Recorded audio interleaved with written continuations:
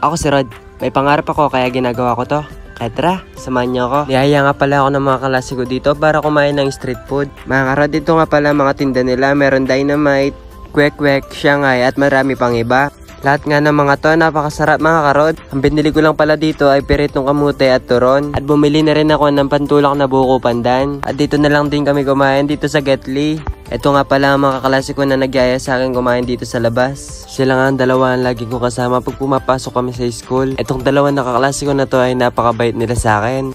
Mga karod, pagkatapos nga namin kumain dun sa Getly, ay pumunta naman kami dito sa Pulong Santol para sunduin ang mga pinsan ko. Itong dalawa nga na pinsan ko ay isa sa mga sumusuporta sa mga vlog ko. Sinundo nga namin sila kasi pupunta kami dun sa pinakamagandang paliguan ng Barangay Along. Mga karod, habang papunta nga kami ng Porac ay nadaanan naman dito ang lumiliwad na B.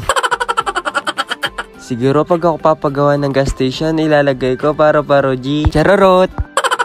At pagkatapos nga namin madaanan ng paro-paro G, ay, flying B pala. Nakarating na nga kami dito sa falls na dinadayo ng tao lalo na pag summer. Itong falls nga na to ay tinatawag na Dara Falls. Itong Dara Falls nga na to ay habang tumatagal ay dumudumi na. Dahilan nga nang iniwan nila dito ang mga basura nila. Mga karot, kailangan natin respetuhin ang ating kalikasan. Kailangan natin maging malinis lalo na sa ating mga ilog. Pagdating nga dito sa falls ay nabigla kami sa aming nadatnan. Tatnan nga namin dito ay mga basag na alak. At madami din dito mga basura na nanggaling siguro sa mga turista na pumupunta dito. Mga karot, pagpunta nga namin dito ay nagsilundagan ng mga kasama ko. At habang sila ay nag-enjoy, bibili muna kami ng snack para na may makain kami lahat. Nagambag-ambagan nga lang kami para makabili ng snack na makakain namin. Ang bibili nga namin is snack ay yung mura lang kasi wala pang budget. Sa mahal nga ng mga bilihin ngayon, pati piso wala na din nalaga. Pero ikaw, may alaga ka pa sa akin, charorot! 300 pesos nga lang pala lahat ng naambag-ambagan namin dito mga karod.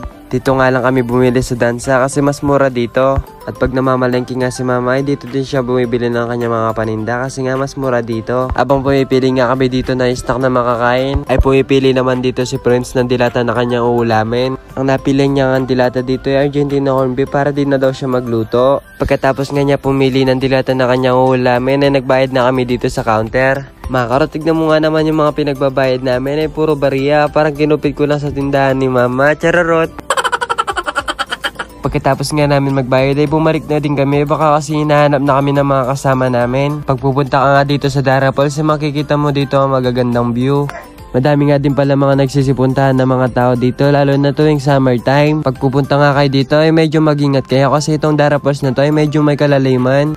At habang nag-e-enjoy nga kami dito ay may mga dumating na estudyante na katulad namin. Mga karot, habang nag-e-enjoy nga kami na naliligo dito sa falls ay meron din pala dito pumupunta na nag-ice cream. Mga karod, nung wala pa nga kami tindahan ay ganito ang trabaho ng papa ko. Pag nga naalala ko yung dati na nagtitinda pa ng ice cream si papa ay naiyak ako. Kasi sobrang hirap ng pinagdadaanan nila lalo na kapag sobrang init. Sabi ko nga kay kuya dyan ay huwag siya sasuko sa buhay. At huwag din niyang kalimutan na manalangin sa Panginoon.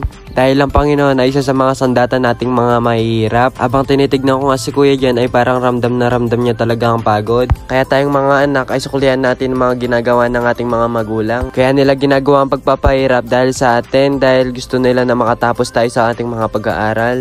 Pakinggan nyo nga ang sinabi ni kuya. Magkasakit. Medyo naiyak nga ako sa sinabi ni kuya kasi dinanas din ni papa yun dati. Kaya saludo ako sa mga itay dyan na nagpapakahirap para lang maitaguyod ang kanila mga pamilya. Kaya pa pag napanood mo tong video, gusto ko lang sabihin sa'yo, mahal na mahal kita. Ang mga tatay natin na hindi nila pinapakita na napapagod sila. Pero ang totoo nang yan, ay napapagod talaga sila. Kaya kung gusto nyo sukli ng mga paghihirap nila, ay tapusin nyo ang mga pag-aaral. Bago nga matapos ang video na to, ay shoutout nga pala kay Charlie Salalila. Pag napanood mo nga ating video na to, please like, follow naman mga karod. Ayun lang, salamat!